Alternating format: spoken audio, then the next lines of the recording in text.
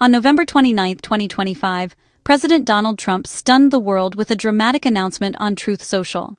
In a post that quickly went viral, Trump declared a sweeping new policy that would send shockwaves through international aviation and diplomacy.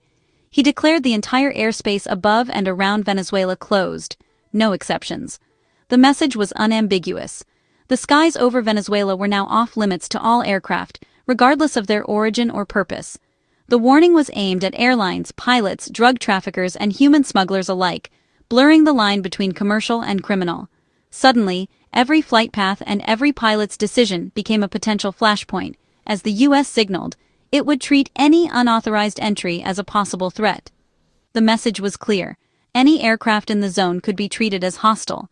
Military jets were put on alert, and warnings were sent to aviation authorities worldwide, raising the stakes for anyone considering entering Venezuelan airspace.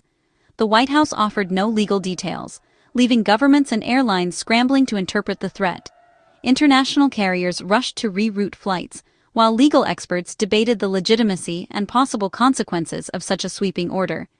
This move marks a sharp escalation in U.S.-Venezuela tensions, bypassing international bodies and imposing a unilateral no-fly zone.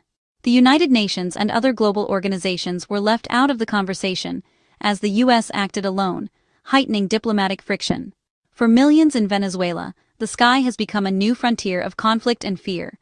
Ordinary people now face uncertainty about travel, trade, and even the safety of their own airspace, as the threat of military action looms overhead.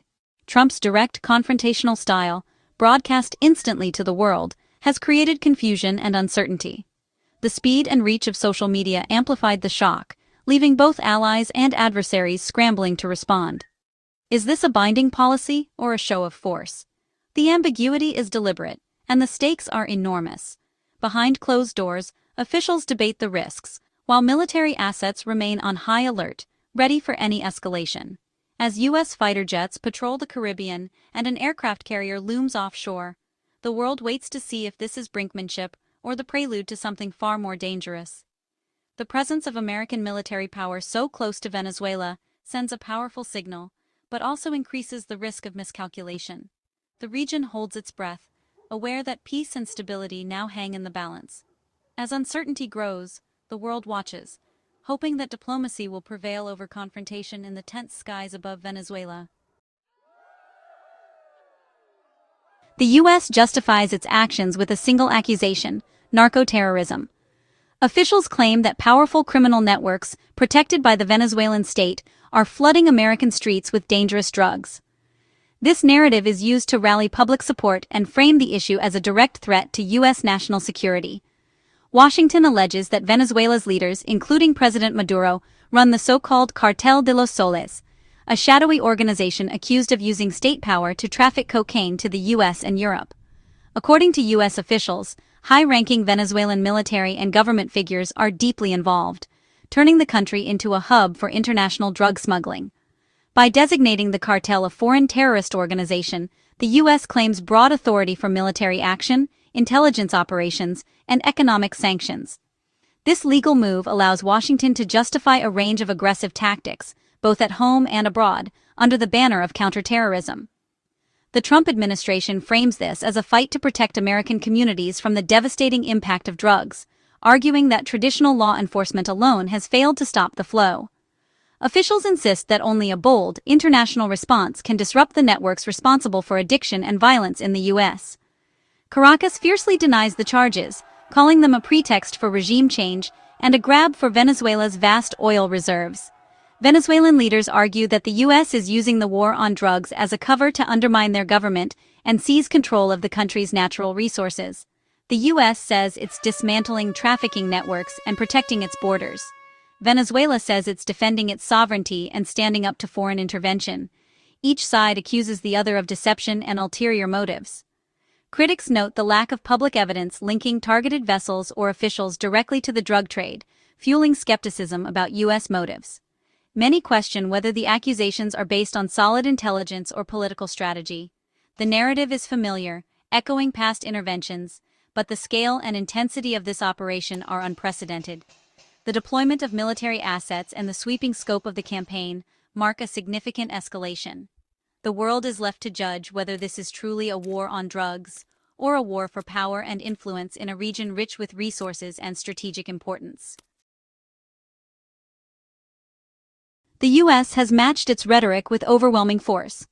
The USS Gerald R. Ford, the world's largest aircraft carrier, now anchors a powerful strike group off Venezuela's coast. 15,000 U.S. troops have been deployed, the largest regional buildup since the 1989 Panama invasion. Fighter jets and surveillance planes fly constant missions, enforcing the new aerial restrictions and gathering intelligence. Regional partners like the Dominican Republic and Trinidad and Tobago have provided crucial logistical support, signaling a coordinated strategy. The military encirclement is a stark warning to Caracas. The U.S. is prepared for escalation. For Venezuela's military, the challenge is daunting. A technologically superior force is now at their doorstep. The threat of ground operations looms, raising fears of a wider conflict. The Caribbean has become a flashpoint, with the world watching every move. U.S. forces haven't waited for formal declarations. They've already struck, launching operations with little warning and even less transparency. These actions have sent shockwaves through the region, raising urgent questions about accountability and oversight. Since September, at least 21 vessels have been targeted in the Caribbean and Pacific, with over 80 people killed. The attacks have left a trail of destruction, burning ships, frantic rescue efforts, and bodies washing up on distant shores. The U.S. claims these were drug smugglers, but has provided no public evidence to support its assertions. Officials insist the strikes are part of a broader crackdown on transnational crime, yet details remain tightly controlled. Human rights groups and the UN have condemned the strikes as possible extrajudicial killings, warning that such actions undermine international law and set a dangerous precedent for future conflicts at sea. The secrecy surrounding rules of engagement and target selection has fueled outrage and suspicion. Critics argue that without transparency, there's no way to ensure innocent lives aren't being lost in the fog of war. Venezuelan sources say many victims were fishermen or traders, not cartel members. Local communities insist their loved ones were simply trying to make a living, caught in the crossfire of a conflict they never chose. For families in coastal towns, the loss is personal and devastating. Loved ones gone, answers elusive. Grief is compounded by a lack of information, leaving entire villages in mourning and fear.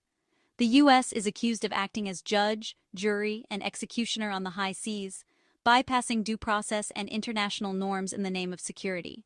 These actions have deepened resentment and made peaceful resolution more remote. Tensions are rising, with protests erupting in coastal towns and diplomatic channels growing colder by the day. The human cost is undeniable, and the controversy grows with every strike. Each new incident adds to the pain, fueling debate and international scrutiny. The crisis at sea is now a central front in the broader conflict, threatening to spiral further unless transparency and accountability are restored. The conflict has crippled civilian air travel. Even before Trump's announcement, the FAA warned airlines to avoid Venezuelan airspace. 6 major carriers, among them Iberia, Avianca, and Turkish Airlines, suspended flights, severing vital links for thousands. The Venezuelan government called the suspensions political, retaliating by banning the airlines outright. The U.S. also halted migrant repatriation flights, leaving many Venezuelans in legal limbo. Venezuela is now more isolated than ever, its skies empty and silent. For a nation in crisis, the loss of air connections is a devastating blow. Commerce, aid, and family ties are all choked off. Ordinary people bear the brunt, trapped by a geopolitical struggle far beyond their control. The simple act of travel has become impossible, and hope for relief is fading. President Maduro has answered U.S. threats with defiance and spectacle. Venezuela condemned Trump's declaration as a colonialist violation of international law, urging global rejection. Massive military drills and patriotic rallies fill state TV, projecting strength and unity. The government rallies its base, vowing to resist any foreign intervention. Maduro casts himself as a nationalist, standing up to a superpower, a message that resonates at home and with some regional allies. Yet behind the scenes, secret diplomacy continues. A recent phone call between Trump and Maduro hints at possible negotiations. The public hostility may be posturing, or it may be the prelude to real conflict. The contradiction is striking. Saber rattling on TV, back channels in private. The world wonders if this is brinkmanship or the start of something far more dangerous. The US-Venezuela standoff has unsettled the entire region. The Caribbean, once a tourist haven, is now a militarized zone. Some neighbors, like the Dominican Republic and Trinidad and Tobago, have supported the US, providing bases and hosting exercises. Others remain wary, fearing that intervention could destabilize the region and trigger a refugee crisis. Latin America's history of US interventions fuels deep suspicion and division. There's no unified regional response. Some hope for regime change, others dread war. Diplomatic bodies are paralyzed, unable to mediate or de-escalate. Most countries are spectators, hoping not to be drawn into the conflict. The fate of the region now hinges on decisions made in Washington and Caracas. Trump's Venezuela policy has ignited fierce debate in Washington. Critics, led by Senate Democrats, warn that the president is overstepping his authority by using military force without congressional approval.